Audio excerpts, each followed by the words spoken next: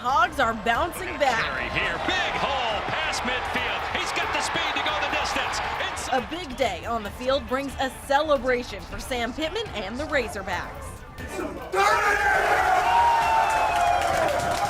A recap of the big win just ahead. Plus, I'm Frederick Price. Coming up, I'll show you why hundreds of Arkansans are just happy to be back in person for the Central Arkansas Pride Festival. Making period products more affordable. I'm Ashley Godwin with how one retailer is removing the sales tax on pads and tampons. plus, student debt relief is coming, but how can you get it? In just 4 minutes, we'll tell you how to file your application. Good evening and thank you for joining us tonight at 10. I'm Sarah Horbacewicz here at the desk tonight with Sierra Clark in your Razorback Red, celebrating that win we all needed. Yes, the Razorbacks were on the road again and they took on BYU. They got that dub. They snapped that 3-game losing streak on the road to those BYU Cougars. Razorbacks really needed that push to get them over that slump they had earlier. And now they got that bye week to really think about that win for a little while longer. Yeah, definitely time to recover from injuries and things like that. So we're going to tell you a little bit more about this game. We've got highlights in this show, and then we've got even more highlights and post-game sound in our Hog Zone show at 10:35 tonight. So make sure to stay tuned for that. Awesome. Thanks so much. Can't wait to hear more about the win this time. And we also have a lot of news and headlines coming out of our weather desk tonight as some viewers are seeing some stormy conditions. Corrales, what do you got for us? Yeah, it's been quite the active evening for many across central Arkansas, especially, and we're still dealing with it right now as we continue on into the overnight hours. This was the scene over in Conway County. This is in the community of Solgahatchee, if I pronounced that right. Joseph sent us in plenty of hail coming down into the fields there. We had lots of reports of hail. You guys have been sending us a lot of those weather reports, so we really appreciate it. Here's one photo to kind of give you a good idea of how big some of this hail reports have been. This is, I believe, it's a quarter. Yeah, so quarter size hail is about 1 inch in diameter. This is almost twice that size, so almost up to golf ball size hail has been reported in many locations. The community of Austin, though, did see quite a bit of that hail in terms of the hail report, so thank you to Sydney for sending that in. It's a bit of a mess out there. We've been dealing with some on and off showers and storms within the area here in the metro, but we're starting to see more of that develop through the overnight hours. There was a severe thunderstorm warning here for parts of Scott County. It looks like they dropped that off. Continuing into portions of central Arkansas near the metro, we are under a severe thunderstorm warning until at least 10:45 this tonight.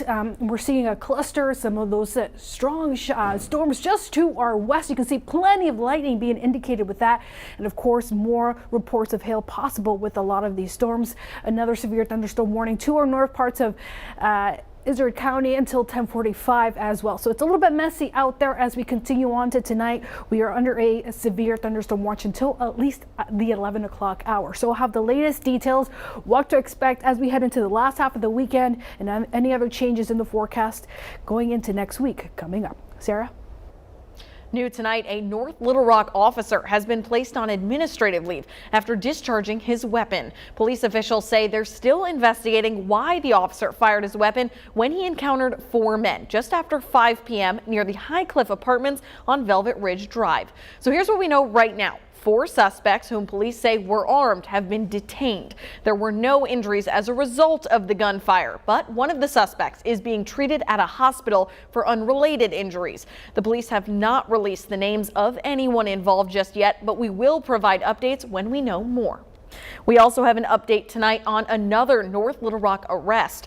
A man found and arrested there for the murder of his mother that happened back in August. 41-year-old Cody Howard was locked up Friday and charged with killing 69-year-old Matilda Howard 6 weeks ago.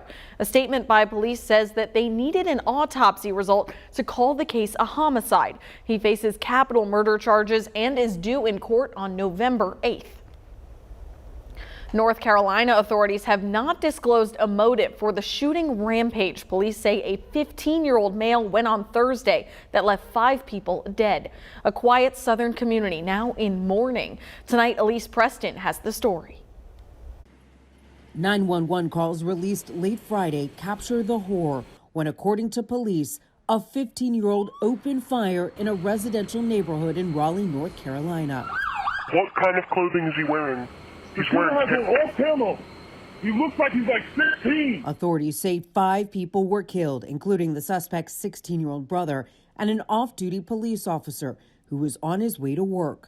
I heard some gunshots. I saw somebody walking that way with a big rifle-looking gun. When he returned from running errands, Tracy Howard found his wife, Nicole Connors, fatally shot on their front porch. I froze.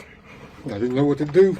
You know, could have tried to perform CPR or something, but I just froze, so I called 911. A woman walking her dog and another out exercising were also killed in the Thursday evening attack. The Wake County District Attorney announced plans to pursue charging the teen suspect as an adult, but did not specify the charges he would face. This would have been different if this young man, for whatever reason, did not have access to these weapons. Vice President Kamala Harris tweeted about the tragedy, urging Congress to pass an assault weapons ban. Tonight, the community is remembering the victims of the gun violence that shocked a quiet neighborhood this week. Elise Preston, CBS News. After his arrest, the teenage suspect was hospitalized in critical condition from an apparent self-inflicted gunshot wound.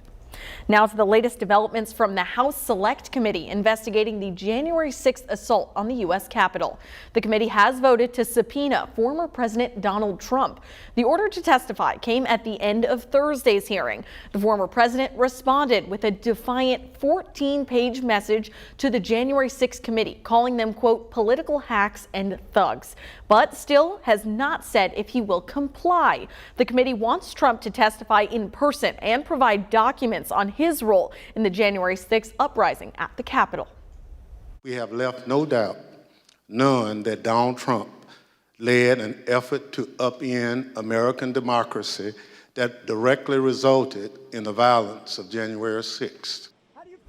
Former President Trump could try to delay until January to avoid testifying altogether. But on Friday, he did post an article on his Truth Social account that quoted anonymous sources who he says, quote, loves the idea of testifying. With less than a month to go before midterms, President Biden is doing what he can to ensure his party keeps both control in both chambers of Congress. But experts wonder if his strategy will be enough to undo nearly 20 years of precedent. Skylar Henry has more.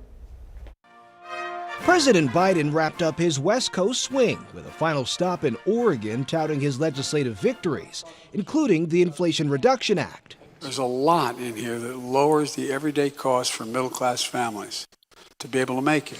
Mr. Biden's trip caps a 4-day stretch where he keyed in on his administration's work so far, as the clock ticks with the midterm elections a few weeks away and power on Capitol Hill hanging in the balance. He's got a real set of accomplishments, and he needs people to know that. George Washington University professor Todd Belt says the president's victory lap is equal parts campaign strategy and old-fashioned political stumping.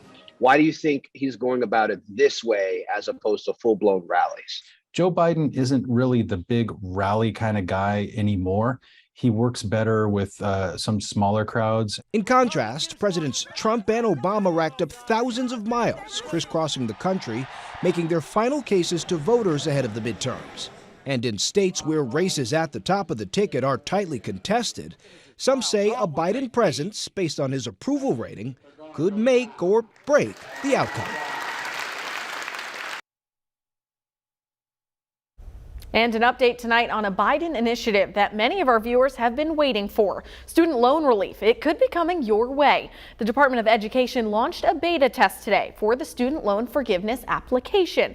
Now, this is the first step in canceling up to $20,000 in federal student loans, depending on financial aid and salary. The beta period will help the department monitor the site's performance before the official launch later this month, helping them find and work out any bugs they might see. We'll have a link to the application right now on our website at thv11.com. In news overseas, the U.S. Embassy says it has not had access to American Brittany Griner since early August.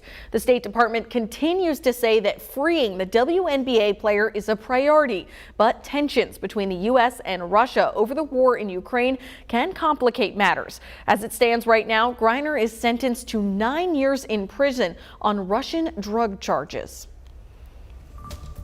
A major retailer is taking steps to ease the burden on feminine products. In just 4 minutes, we'll tell you how CVS is combating the so-called tampon tax. But first, Corrales. Live look over the metro. As you just saw, we have lightning off in the distance. We have storms in the vicinity. I'll be tracking that with the latest look at your forecast coming up.